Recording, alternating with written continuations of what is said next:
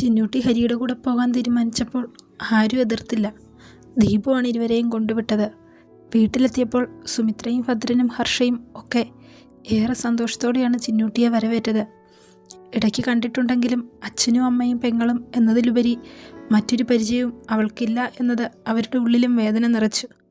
ആരും പുറത്തു കാണിക്കാൻ പോയില്ല. സുശീലിനും ശിശിരയും ഒന്ന് വന്ന് കണ്ടുപോയി. അശ്വത്ത് ഓട്ടം പോയിരുന്നു. ഹരി അരവിന്ദനോടും അശ്വത്തിനോടും ദയ വന്നു എന്ന് വിളിച്ച് പറയുകയും ചെയ്തു. അച്ചൂട്ടാ, ദയ ഹരിയുടെ വീട്ടിൽ വന്നിട്ടുണ്ട് കേട്ടോ. വൈകിട്ട് ജോലി കഴിഞ്ഞ് അച്ചുവിനെ വീട്ടിൽ കൊണ്ടുവിടാൻ നേരം അരവിന്ദ് പറഞ്ഞു. ആണോ? ചിന്നൂട്ടി സമ്മതിച്ചോ? എന്തായാലും നന്നായി. നമുക്ക് നാളെ പോയാൽ പോരെ? നാളെ ഞായറല്ലേ അച്ചൂട്ടാ? മതി. പിന്നെ പാറു വിളിച്ചു. അവളുടെ കെട്ടിയോൻ പോയതിൻ്റെ വിഷമത്തിലാ. പിന്നെ കാത്തിരിക്കുന്നതിലും ഒരു സുഖമൊക്കെ ഇല്ലേ അല്ലേ അരവിന്ദേട്ടാ? ആണോ? കണ്ണാടിയിലൂടെ ഒന്ന് പാളി നോക്കി ചിരിയോടവൻ ചോദിച്ചു. എങ്കിൽ ഞാനും വല്ല ഗൾഫിലും പോയാലോ? എന്നിട്ട് അച്ചൂട്ടൻ കാത്തിരിക്കുന്നു. എങ്ങനുണ്ട്? അതൊന്നും വേണ്ട. എനിക്ക് കാണാതിരിക്കാനൊന്നും പറ്റത്തില്ല. ശരിക്കും?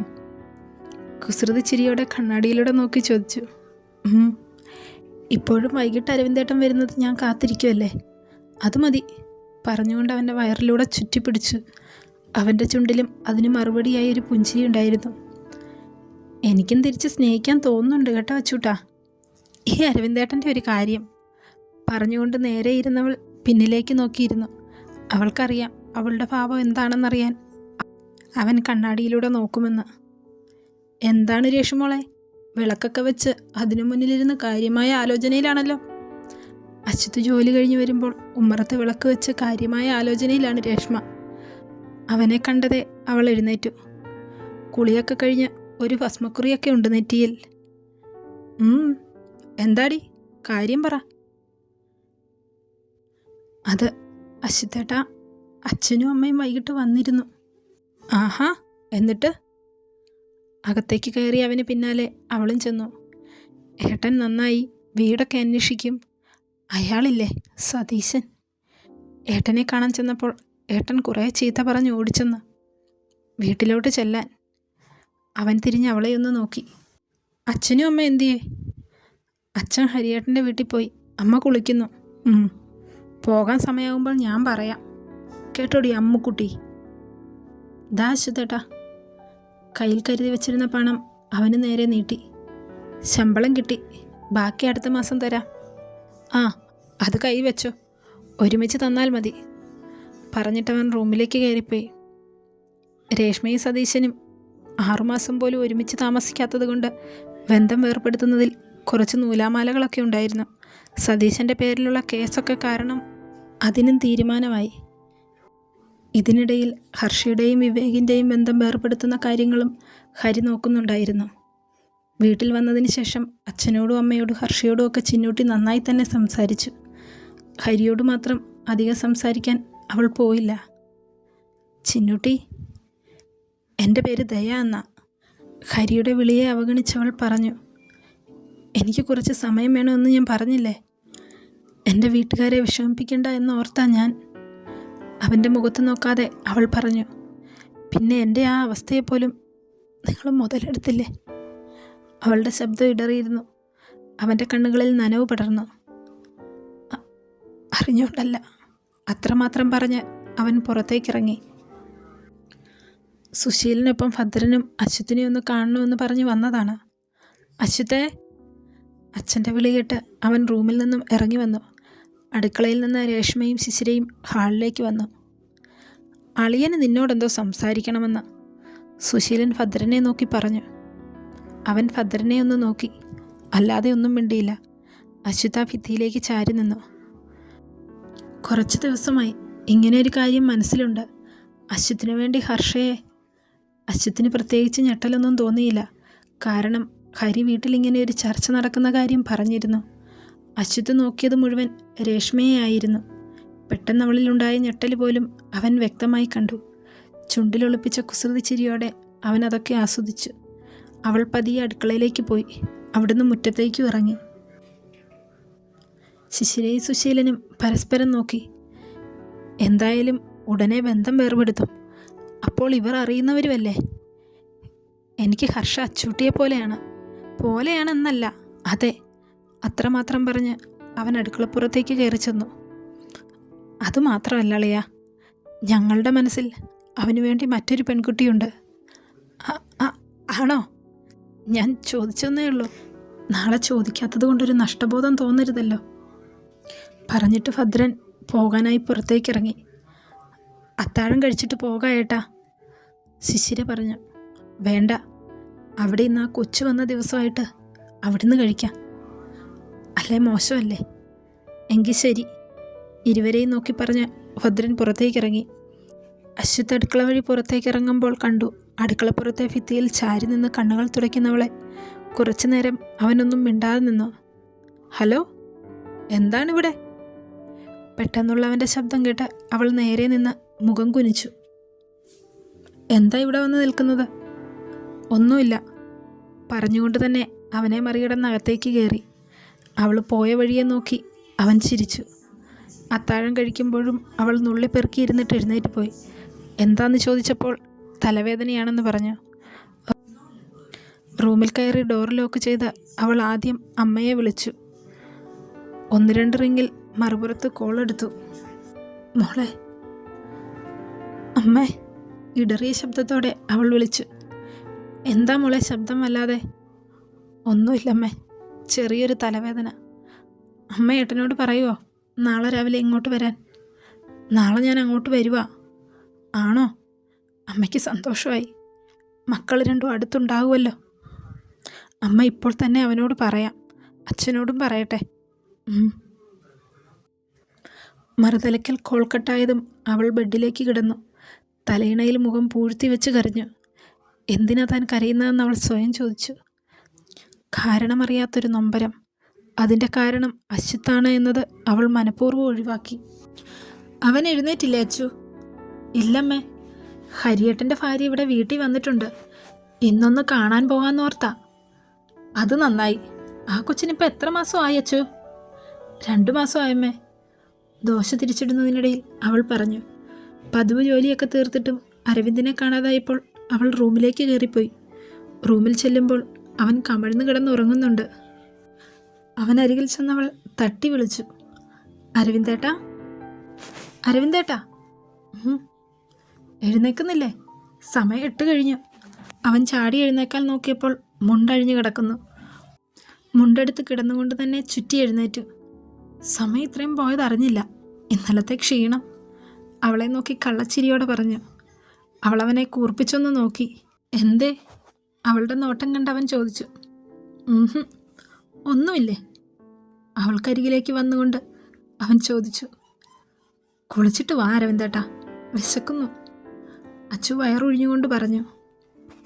ഇപ്പം വരാം, ഒരു 10 മിനിറ്റ്.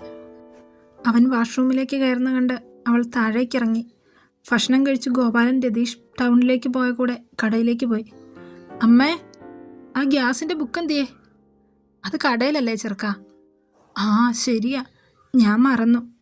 ഗ്യാസ് തീർന്ന കാലിക്കുറ്റി എടുത്ത് സിറ്റൗട്ടിൽ കൊണ്ടുവച്ച് അതിലെ പൊടിയെല്ലാം തട്ടിക്കളഞ്ഞുകൊണ്ട് അരവിന്ദ് പറഞ്ഞു.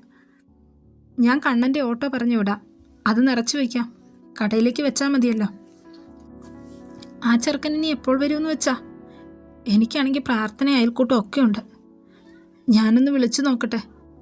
ഉമ്മറത്തല്ലേ ഇരിക്കുന്നത്, അവൻ എടുത്തോളും. പറഞ്ഞുകൊണ്ടവൻ ഫോണെടുത്ത് നമ്പർ ഡയൽ ചെയ്ത് ചെവിയോട് ചേർത്തു. ഫോൺ വിളിച്ച് അവൻ അകത്തേക്ക് കയറി. അമ്മ, ഒരു 10 മിനിറ്റിൽ അവൻ വരുവേ. അച്ചൂട്ടാ, നമുക്കിറങ്ങാം. പോയിട്ട് വരാമേ. ചെല്ല. അരവിന്ദ് പുറത്തേക്കിറങ്ങി ബൈക്ക് സ്റ്റാർട്ടാക്കിയപ്പോൾ അച്ചു അവന് പിന്നിലായി കയറിയിരുന്നു. രാത്രിയായതുകൊണ്ട് അശ്വത്ത് ചെന്നൂട്ടിയെ കാണാൻ പോകാതെ രാവിലെയാണ് പോയത്. ദയക്ക് എന്നെ മനസ്സിലായോ? അതെന്താ ഏട്ടാ അങ്ങനെ ചോദിച്ചത്? ഏട്ടത്തി പറഞ്ഞിട്ടുള്ളത് മുഴുവൻ അശ്വത്തേട്ടനെയും അച്ചുവിനെയും കുറിച്ചാ. പക്വതയോടെയുള്ള അവളുടെ വേഷവും സംസാരവും ഒക്കെ അശ്വത്തിനും വല്ലാത്ത സന്തോഷം തോന്നി. ചായ ഒന്നും എടുക്കണ്ട കേട്ടോ അപ്പച്ചി. തന്നെ കണ്ടതേ അടുക്കളയിലേക്ക് പോകുന്ന കണ്ട സുമിത്രയോട് അവൻ വിളിച്ചു പറഞ്ഞു. ഹരി പുഴയിൽ പോയി കുളി കഴിഞ്ഞപ്പോഴേക്കും അകത്തേക്ക് കയറി വന്നു. നീ രാവിലെ കുളിയും കഴിഞ്ഞോ?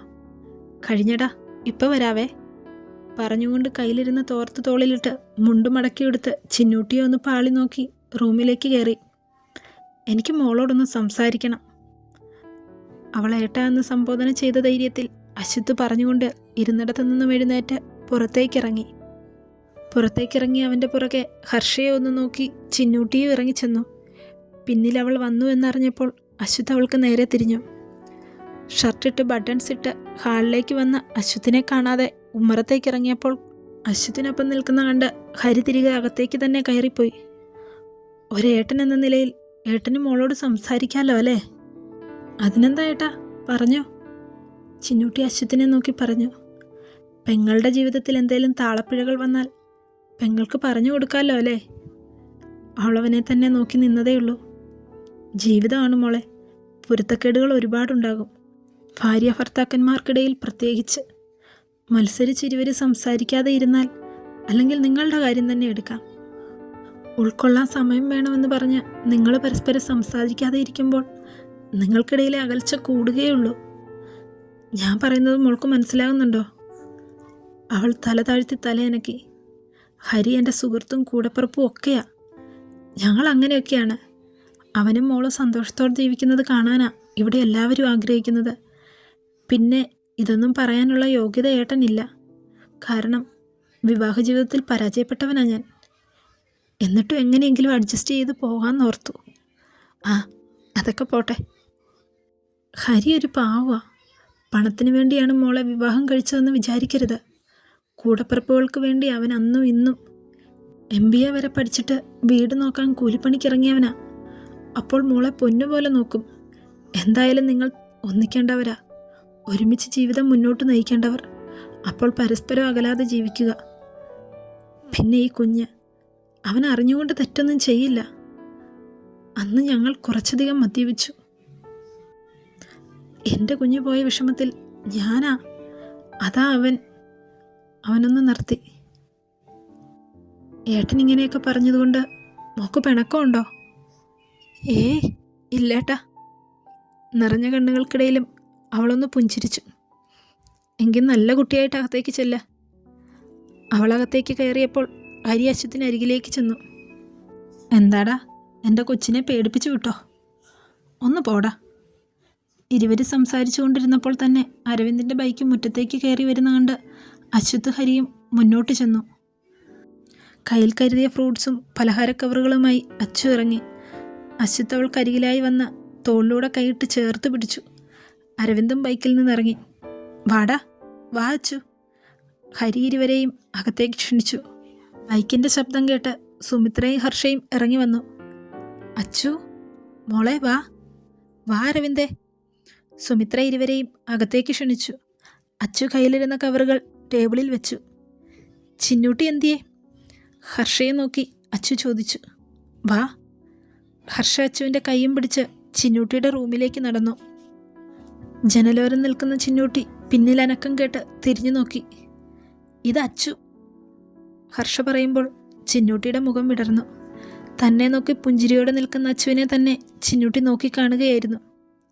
ഹരിതേച്ചി പറഞ്ഞതുപോലെ ഇരുനിറമൊന്നുമല്ല, വെളുത്തതാണ്. എന്നാൽ അത്ര വെളുത്തതുമല്ല. കാണാൻ നല്ല ഭംഗിയുണ്ട്. പൂനിലാവ് പോലുള്ള പുഞ്ചിരി.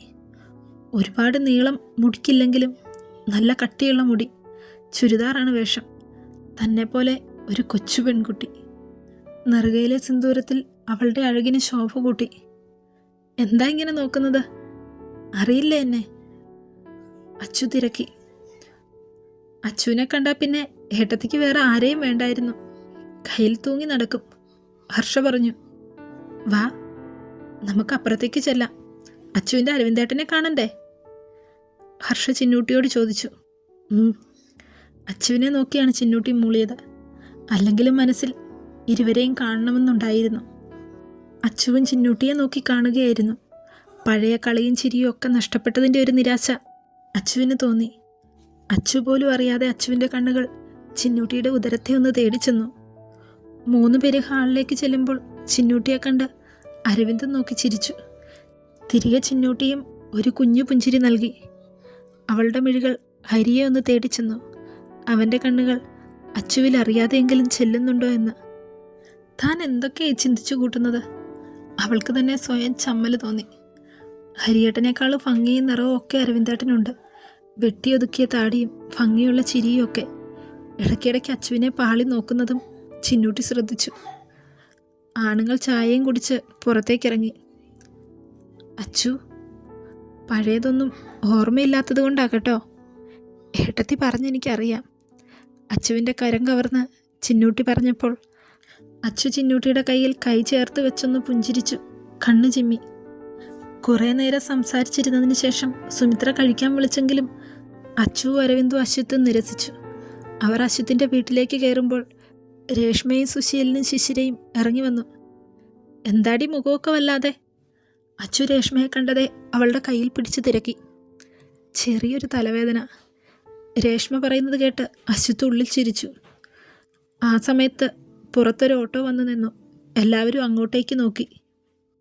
ഓട്ടോയിൽ നിന്നിറങ്ങുന്ന രോഹനെ കണ്ട് എല്ലാവരും രേഷ്മയെ നോക്കി.